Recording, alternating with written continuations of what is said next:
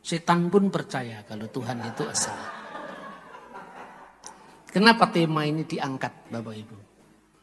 Yakobus pasal 2 ayat 19 itu mengatakan begini, kamu percaya bahwa Allah itu satu, itu baik, tapi setan-setan pun percaya dan gemetar karena itu.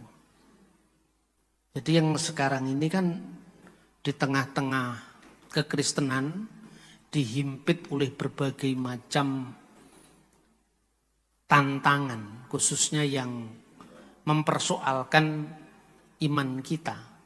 Itu biasanya yang paling dijual itu adalah Allah itu esa. Tidak ada ilah selain Dia, kan itu kan? Dan seolah-olah kalau Kristen itu kita percaya dengan Bapa, Putra dan Roh Kudus, kita menjadi minderwaardigheid kompleks. Kata orang Belanda. Seolah-olah Kristen Tuhannya tidak esa. Kemudian biasanya kan orang Kristen langsung membuktikan tidak, Tuhan kita esa. Kutip ayat. Markus pasal 12 ayat 29. Yesus mengatakan hukum yang paling utama. Dengarkanlah wahai orang Israel, Tuhan Allah kita, Tuhan itu esa. Dan biasanya saya memang menjawab begitu itu puluhan tahun. Tetapi sekarang saya menemukan ayat yang lebih dahsyat lagi, yaitu Yakobus pasal 2 ayat 19. Allah itu esa, setan ya roh, masa Gusti Allah itu esa. Dahsyat kan? Makanya saya renungi gimana caranya dalam tempo yang sesingkat-singkatnya kita bisa menjawab tantangan zaman ini.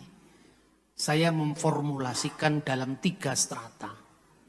Strata yang pertama itu yang saya kenal monoteisme bilangan, numerical monotheism.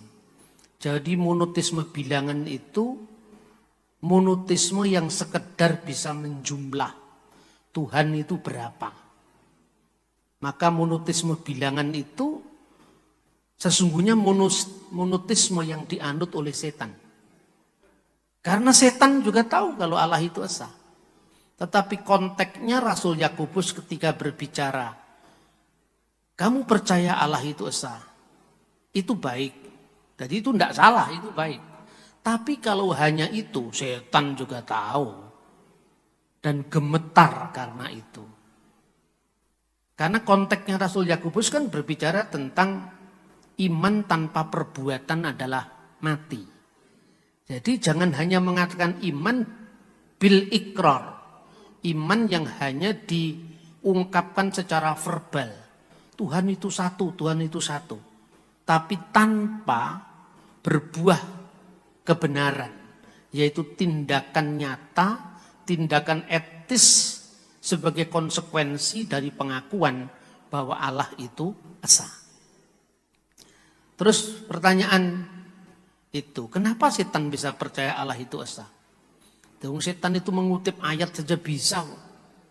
Monoteisme pertama adalah monoteisme yang sekedar menghitung 1, 2, 3. Pak Gendut naik kuda. Kuda-kuda lari, Pak Gendut kecemplung kali. Hanya itu saja. 1, 2, 3. Tanpa etika, tanpa etik. Tanpa tindakan etis demi imannya tadi. Kenapa setan yang percaya Allah itu esa? Kok setan itu bisa membunuh?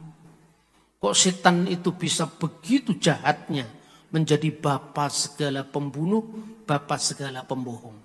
Karena monoteismenya sekedar bilangan yang tidak dilandasi oleh sikap ortopraksi. Pelaksanaan dari apa yang diimani. Kenapa? Monoteisme setan. Jadi ternyata ada monoteisme setan. Itu bisa jatuh ke dalam dosa.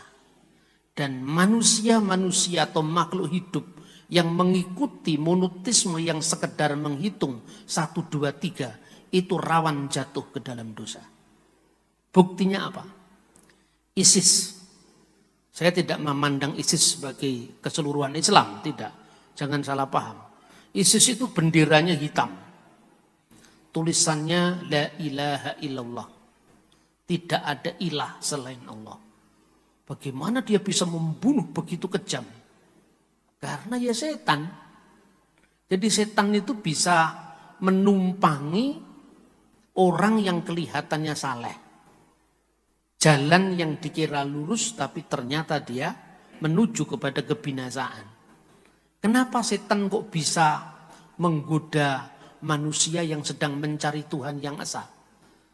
Karena setan tahu naturnya manusia itu ingin seperti Allah.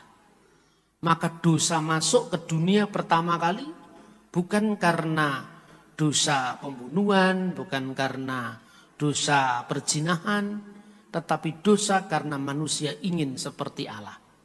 Dia rindu ruai keabadian.